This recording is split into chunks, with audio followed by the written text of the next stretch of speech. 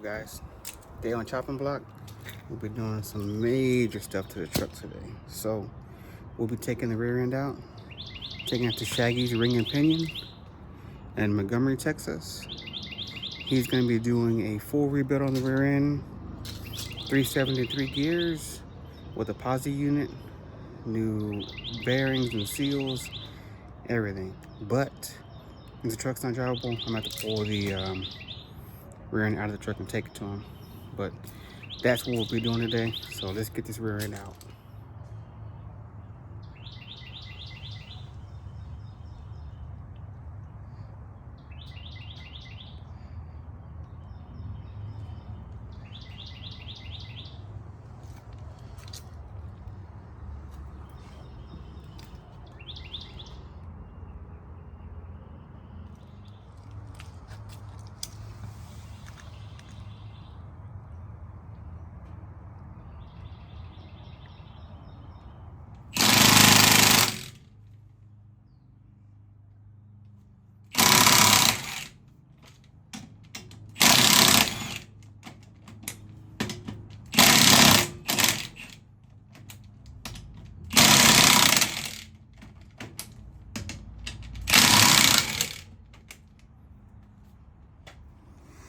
All right, now we got the wheels off.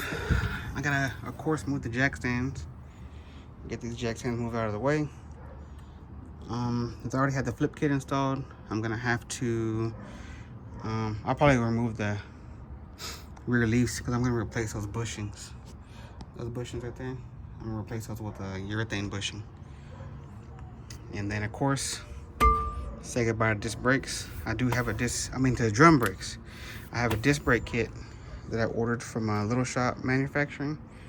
And also, of course, rear disc brakes will be going on this truck. I'm not gonna put drums back on it. So this is probably the last time a lot of this is gonna look like this.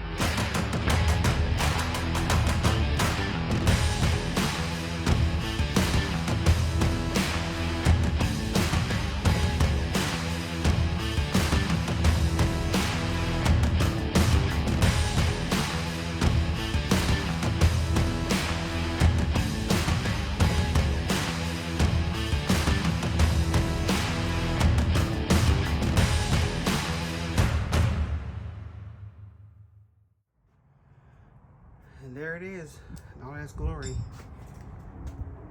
All million miles has been put on it. But it will no longer be a one-wheeler peeler, I'll tell you that. I can't wait to get the posi installed on this thing and the gears, see what it's gonna drive like. But yeah, it's out. All right, guys, here it is, all the parts.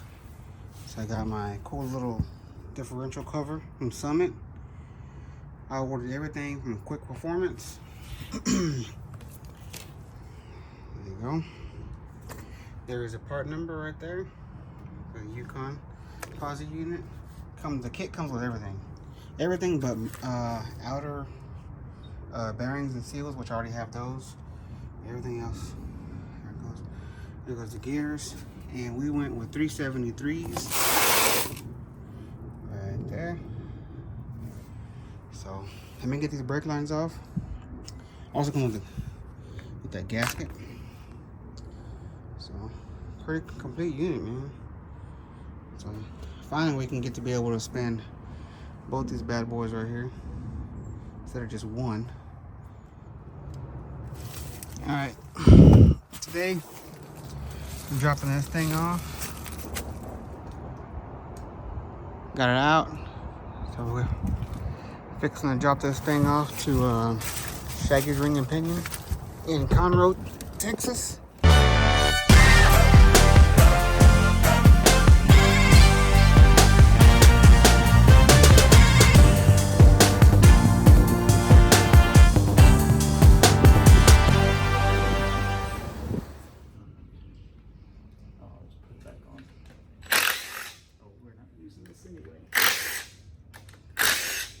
Hey, were those bolts? Did you say you had some bolts for the cover? But I towed with it and stuff too. So We're here with Shaggys Ring and Pinion, and we're picking up the differential thing. 10 bolt. Yeah, they want to explain to everybody what you did here. So what year is your truck? 82. So this is for 82. It's an 8.5 inch. Most of these rear ends, they're all one wheel peel. Yeah. They come, 90% of them are going to have 273 gears in it. You might find one with a 308 in it, but that's usually when it's a non-V8 truck. Probably came with a V6. Anyway, this customer, obviously they wanted the posi, so we did a Yukon clutch style posi with some 373 gears, all new bearings throughout, you know, all new seals, even the outer axle bearings, outer axle seals.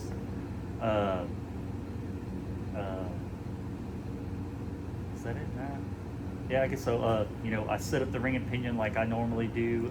It's got, you know, sometimes you want anywhere between 6 thousandths to 12 thousandths at the most backlash. I try to keep them a little tighter than that. I try to stay in anywhere between like say 7 and 10. This one here is set up pretty good. It's set up at 8 thousandths backlash. The wear pattern was fine once I checked it. Other than that, you know, it's done. That's it. And you can do anything, right? Doesn't matter year, make, model, any Jeep, truck, I've car. I've done pretty much all traditional, you know, American and foreign cars. Not too many independent rear suspension cars, but most of those, the third members and like the older Corvettes and things, I've done those, but none of the new model stuff.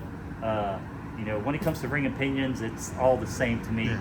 I've done Jeeps, I've done front and rear, I've done new model trucks, you know, I've done really early model stuff. So any kind of ring and pinion work like that, I've done. And I've been doing it since around 95, 96. Worked at a lot of different off-road shops. So. Cool. So where can everybody reach you at? Shaggys Ring and Pinion. Check out my Facebook page. There's my phone number there. And you can do anything. Is it just drop off, or everybody has to schedule? Or? No, you can bring the vehicle here. I have a lift.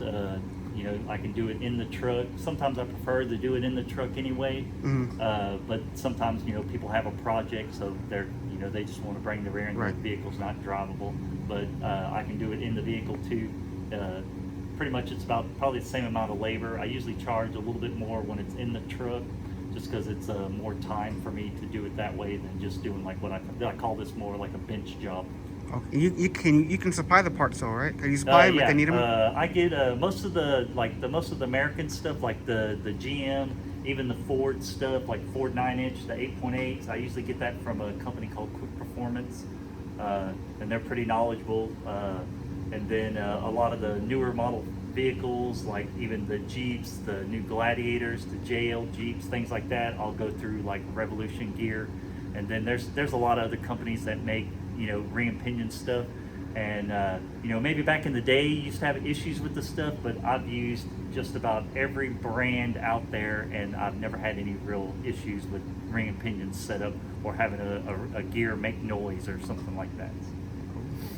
All right, so we're good to go. So everybody knows where to come get their rear ends done. Yeah. And hopefully this, I can't wait.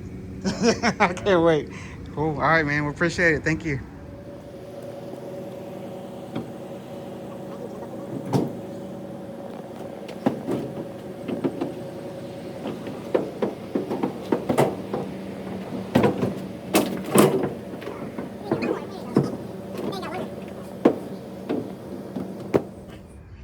Here we are, guys.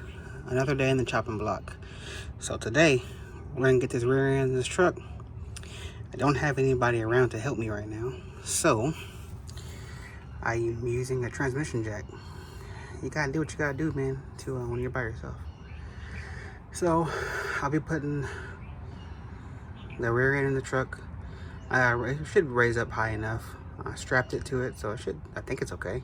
If it falls, I guess I'll know. I know I can pick this thing up by myself because that's how I got it on the jack. So let's get this show started, guys. All right, now we're finally getting somewhere. So got it set in there. The jacks, don't use this jack if you're ready to do this shit by yourself. It's kind of sketchy, but I gotta do what I gotta do. So I got it set up on its highest setting right there. I've already notched the bed support to get everything in here. Now once I do the loose spring on the other side, then I can drop the transmission jack and center the axle where I want it. Then I can start doing all my U-bolts and everything else, and it'll be a little bit more easier after that part. So let's get that going, guys. I'm gonna put you on time lapse.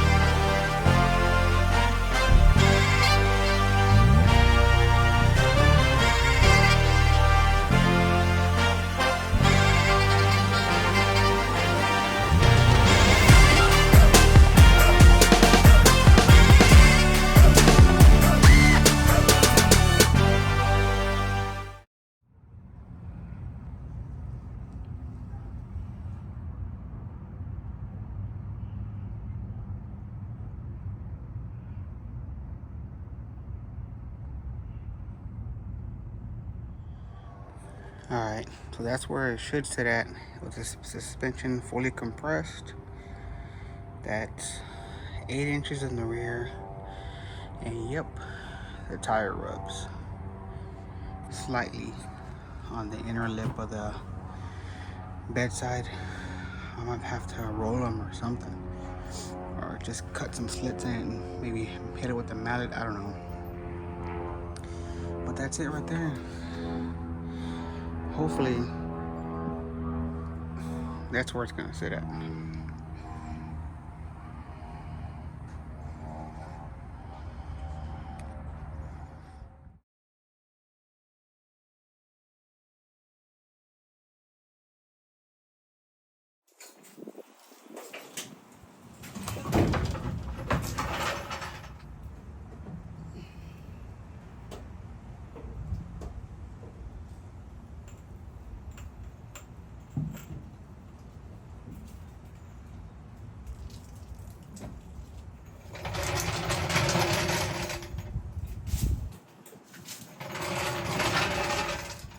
Alright guys, so for whoever wants to know how low this thing is, that's it. We're talking 3-inch spindle, 3-inch spring, making a total of 6 inches drop in the front. That's a C10, C20 sway bar. It's perfect over there. That's my dog Chance, he's barking. So as you can see, there's still some room there. I'm gonna attempt to run inner fenders. Should work. And in the rear, ooh, that's badass. That's an 8-inch drop, 6-inch flip kit, street edge, Beltec shocks, Nitro 2s with shock extenders, And I'm also running a 2-inch drop shackle on top of that. Yes, I did have to cut the bed floor bracing for that, and I am gonna have to roll the fenders and trim a little bit to get these tires to not rub, but that's it. I do know the drag radials are on backwards. I'll put them on just for just to mock everything up. I gotta pull everything back off to C-notch it and do the rear disc brakes.